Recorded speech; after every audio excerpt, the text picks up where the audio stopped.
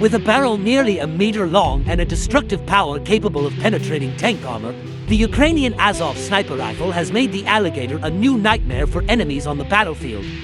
With one shot, it can disable not only soldiers, but even armored vehicles. A convoy of Ukrainian Azov troops arrives at the location to reconnoiter Russian motorized vehicles. Russian motorcyclists planned their route to avoid being easily tracked by Ukrainian Azov units, but they were wrong. They would never be able to hide from Ukrainian Azov drones. The Ukrainian Azov troops quickly tracked the Russian motorcyclists' movements and transmitted the information to the sniper crews guarding their formation, which was breaking through to the Russian hideout hundreds of meters away. 2 Russian motorcyclists are still under surveillance. They allowed the Russian motorcyclists to reach the point where they had planned to disable them. The Azov Forces drone unit was communicating with the sniper, informing him that the Russian motorcycle squadron was approaching the point they had locked down, and the Russian motorcycle squadron was aware of the drone's presence. The Ukrainian Azov snipers launched their attack.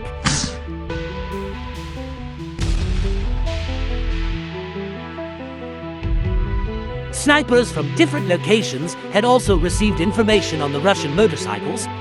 After the first motorcycle was disabled by the Azov unit, which was located some distance away, they had been on alert all night, and now the Russian bikers are in their trap.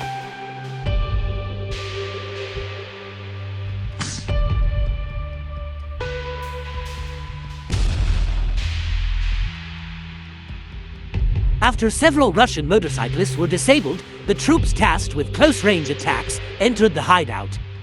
They had been building the hideout for quite some time. Their goal was to secure their territory and retake territory previously controlled by the enemy. The troops guarding this hideout were no ordinary unit. They were the highly trained Ukrainian Azov unit, equipped with snipers with extremely precise aim. The Ukrainian Azov troops surrounded the enemy hideout and ambushed the enemy with boldness, having previously monitored the area via drones.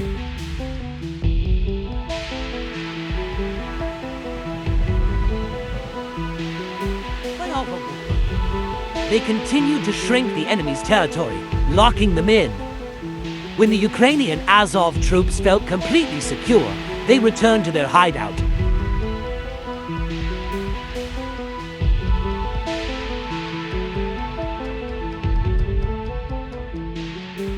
Ukrainian Azov drone troop unit in hiding.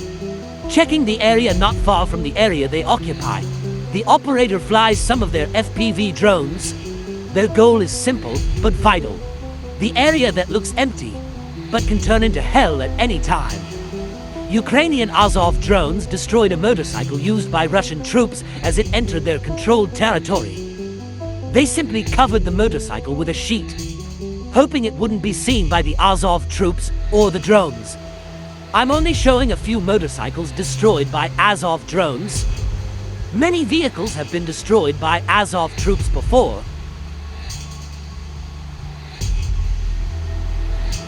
On the volatile Kharkiv frontline, operators of the 8th Regiment of the Ukrainian Special Operations Forces once again demonstrated why they are considered the most precise unit in modern combat. During a close-range reconnaissance operation, this elite team detected enemy troop movements hidden inside one of the multi-story buildings previously used as a defensive point. Once intelligence and tactical sensor imagery confirmed the presence of enemy troop concentrations, the scale of the threat became clear. Vastly superior enemy forces, coupled with prepared firing positions. They sealed off entry corridors, exploited narrow spaces, and established a lethal perimeter, a trap for anyone who forced their way in.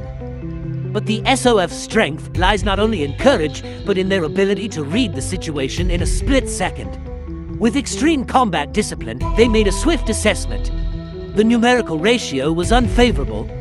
The enemy had established a kill zone. Any aggressive move could lead to unnecessary losses. The decision? A complete tactical withdrawal, leaving no personnel or equipment behind. The operators obscured their tracks, broke the firefight, and then moved positions before the enemy realized their maneuver.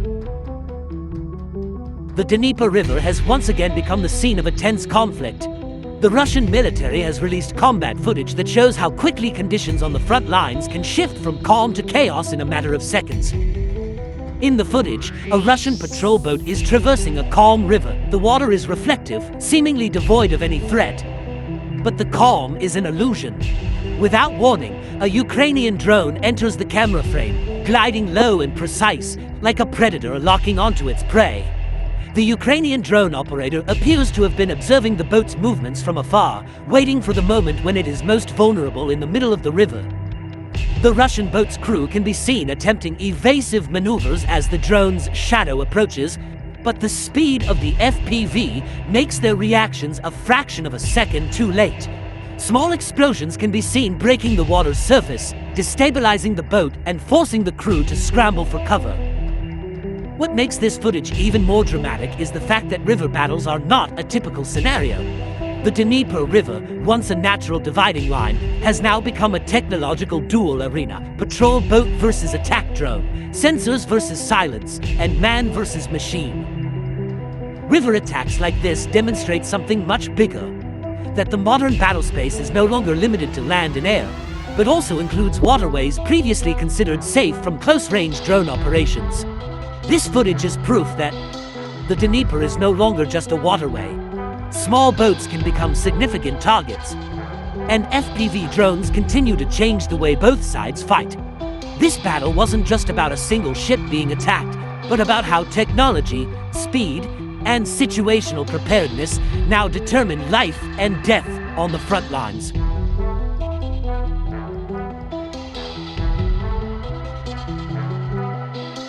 You look at the entire sequence of events we've discussed, from the Ukrainian Azov's stealthy operations in Kharkiv to the Azov drone unit operating from cover, to the surprise attack by Ukrainian drones on Russian ships in the Dnieper River, one big picture becomes clear.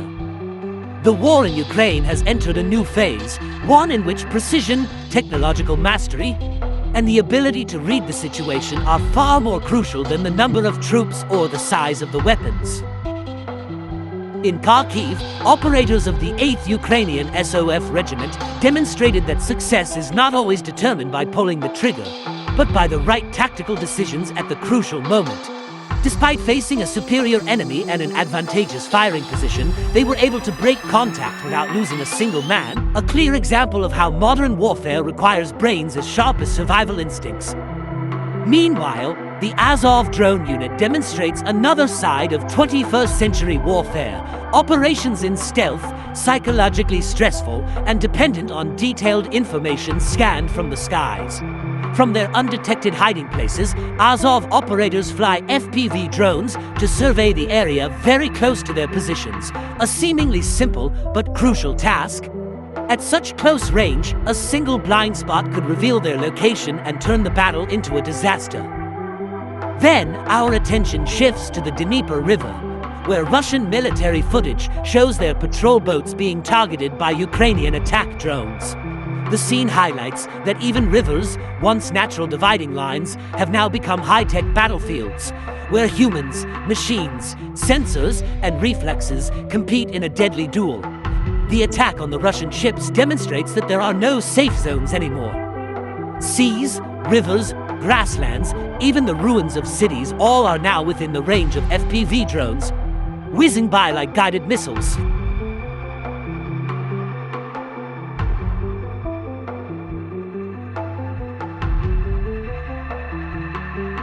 In defense industry analysis, one frequently noted development is how countries increase their production capacity when facing protracted conflicts. One example discussed by experts is Russia's plan to produce up to 120,000 glide bombs a year, a figure that demonstrates how weapons technology is increasingly focused on efficiency and volume. Glide bombs themselves are relatively simple weapons, but highly effective because they can be released remotely, gliding toward targets without requiring the firing aircraft to approach the danger zone. A Ukrainian intelligence report stated that, of the total production, approximately 500 units were long-range versions capable of reaching a wider area than previous models. For defense researchers, data like this is interesting not only because of the production figures, but because it illustrates the direction of weapons modernization. Major powers now tend to develop weapons that have lower production costs, can be deployed in large numbers, and utilize simple aerodynamic principles to increase range. Since the outbreak of a large-scale conflict in 2022, Russia has been known to significantly increase its defense industry capacity. Many production facilities now operate on a 24-hour basis, a common practice when a country prioritizes the stability of its military supply chain. Interestingly, Russia does not publicly release details of its military production, as such information is classified as classified. This is also common practice among many countries. Given that weapons production data falls under the category of sensitive strategic information, for international analysts, this secrecy allows for estimation and assessment based on field observations, satellite imagery, and reports from various official and independent sources.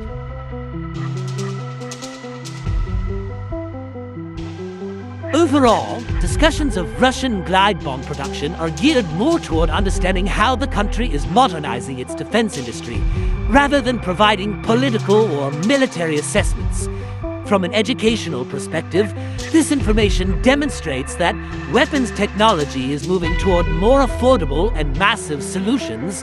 The defense industry is becoming a strategic factor in long-term conflicts, and military production data is often part of a broader analysis of a country's logistical capabilities. Understanding these patterns allows readers to see how the dynamics of the defense industry operate globally, that modernization, automation, and production capacity play as important a role as battlefield strategy.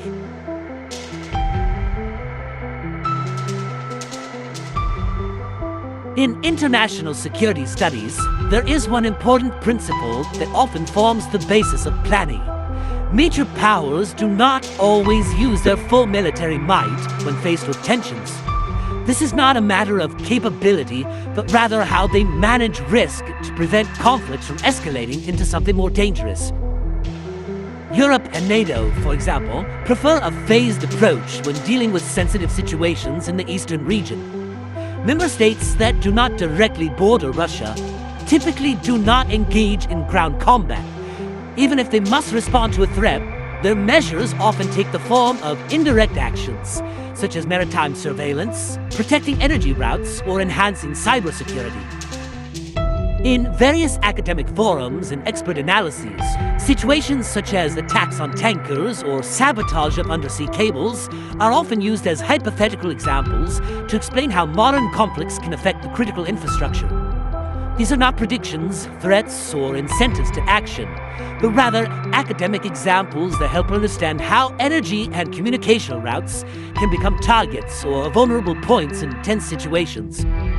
On the other hand, when officials like Russian Deputy Foreign Minister Alexander Grushko suggest that NATO is preparing for certain scenarios, for example, a possible blockade or increased military presence in the Baltic region, it is usually discussed by researchers as part of a war of opinions and threat perceptions.